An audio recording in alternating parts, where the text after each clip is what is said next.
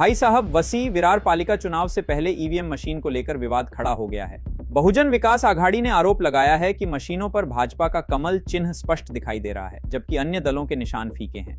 नेताओं ने इसे मतदाताओं को प्रभावित करने की कोशिश बताते हुए चुनाव आयोग से शिकायत की है।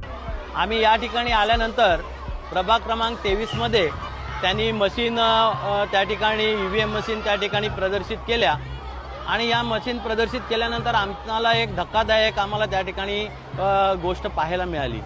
याच्यामध्ये असं दिसून आलं की साधारण ज्या पक्षाच्या सर्व निशाणे आहेत याच्यामध्ये ठराविक पक्षाची जी निशाणी आहे ती ठळकपणे दाखवण्यात आलेली आहे आणि इतर सर्व पक्षाच्या निशाण्या या पुसटपणे दाखवण्यात आलेल्या आहेत। आणि ह्यामध्ये ज्या वेळेला आम्ही पाहिलं की हे सर्व मतदारांवरती याचा वेगळा परिणाम होण्याच्या दृष्टिकोनातून हे करण्यात आलेलं आहे असं आम्हाला या ठिकाणी भासल्यानंतर आमच्या प्रतिनिधींनी सर्वांनी या ठिकाणी आणि तसेच सर्व पक्षीय जे इतर पक्षाचे पण प्रतिनिधी होते यांनी यामध्ये यांना आयोगाच्या जे अधिकारी होते त्यांना भेटून त्यांच्या ही गोष्ट निदर्शनास आणून दिली।